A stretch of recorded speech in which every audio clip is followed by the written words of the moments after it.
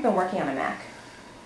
Well, let's see. I had my first computer was an Amiga, and I was Amiga devotee until they went out, and then probably like 94, 95, I bought a Mac, and I just stuck with Macs. I had the Quadra, and then I had a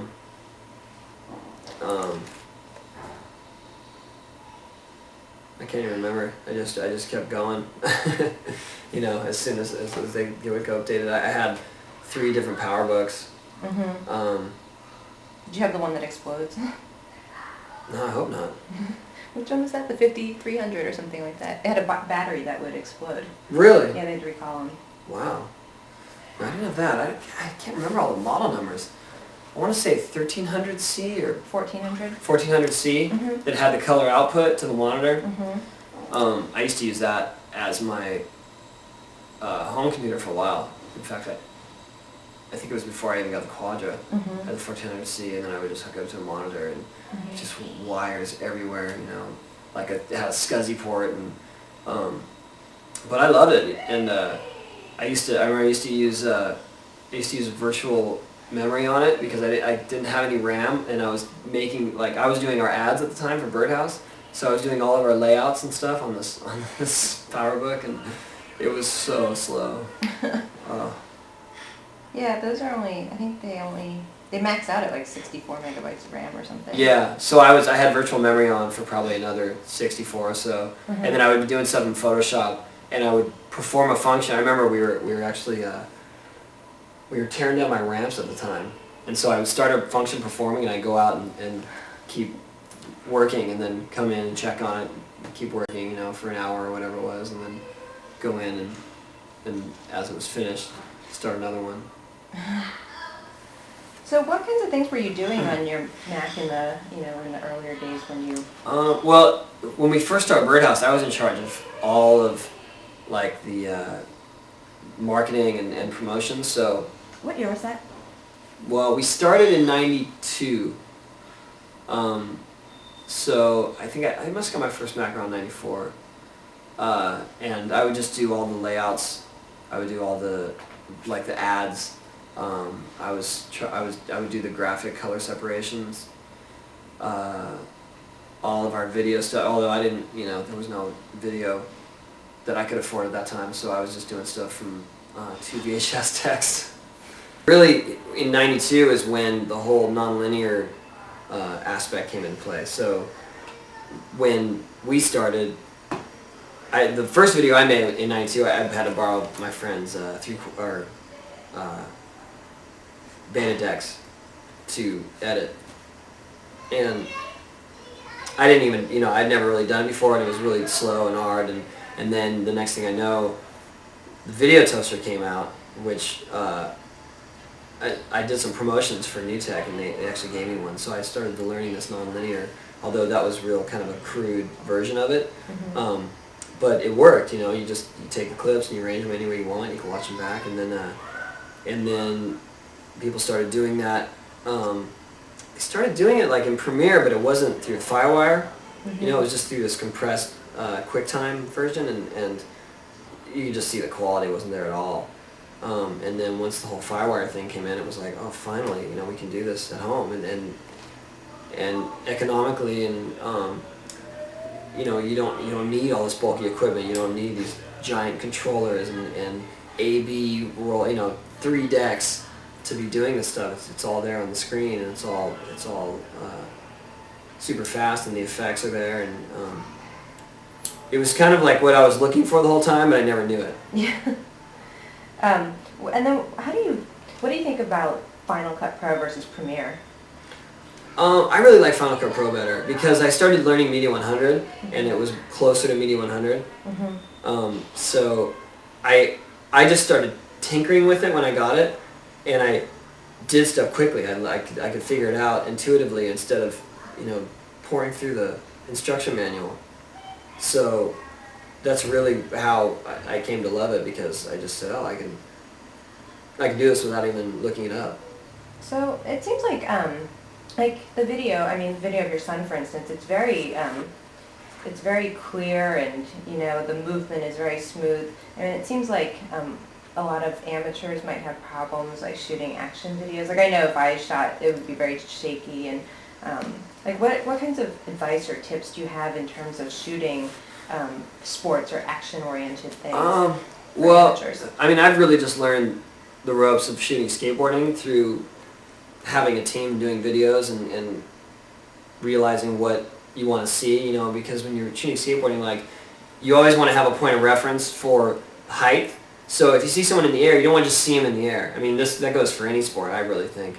I see it a lot too. Like, I saw some coverage of some motorcycle jump competition recently, and as soon as the guy would take off in the air, they would zoom in on him. And so it's like, okay, well, he could be 2 feet off the ground. You know, he may be in the air, but you always want to have a point of reference so the ground is in the frame at some point.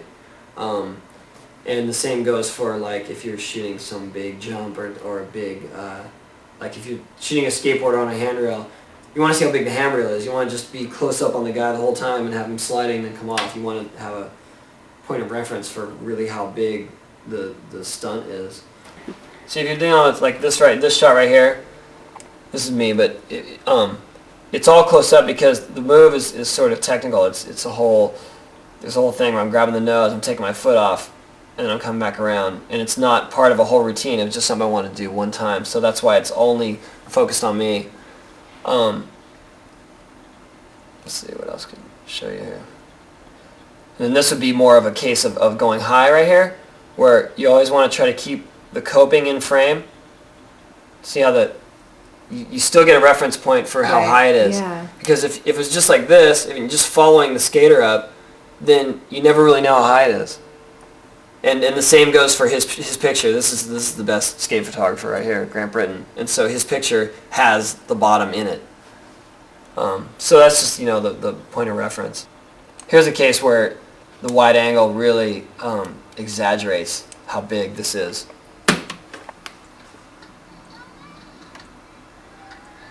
I mean, that was pretty big to begin with, but When you say wide angle, is that a certain kind of lens or? fisheye.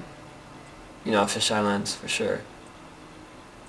So when you're looking at this, like, there's a point where you don't even see both sides, well, barely see both sides of where it was. Mm-hmm. Well, my G4 is hidden under here because it's a mess of wires. And we got the CDR and the FireWire drive. And this is a digital video deck. This is a cool Philips TV I picked up. I just like the way it looked. And the studio monitor. Or what is it? Cinema display? Cinema display, Yeah, I think, cinema display. And then just like various trophies, B3s and stuff. This is my Sony digital frame. That was a gift that I love. This is Jack, the Pumpkin King. This is like X Games stuff. This is my family at one of the X Games. This is my dad's helmet from World War II. He was a fighter pilot. And so he gave it to me. I was stoked. This is just a board that I actually gave to my wife, but it's kind of my classic design. Does she skateboard? She doesn't, obviously. But she likes to keep it on display. All my like history boards are out right now on another display. And then this is the key to Ocean City, Maryland, which really doesn't bring us much of anything when we went there, but they gave us the key anyway. What's the key to a city do? Yeah, I always thought a key to the city meant you get free food. And You show your key. yeah, like, you know, you get it anywhere, hotels and whatever, and we didn't bring us anything except rain and freezing weather. So, I guess our burning question, the Mac user's burning question is, where's Tony Hawk Pro Skater for the Mac? Where is it? That's an issue with actually with Activision, Neversoft, but I've been pushing for it. So you don't have, how much say do you have in that?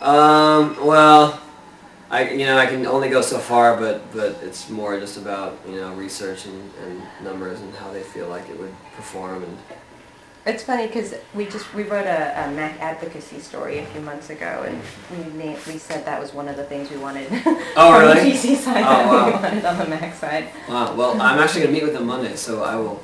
Pass that on. Yeah, I'll pass it on, and I'll try to keep hounding them. Just keep pushing for our platform.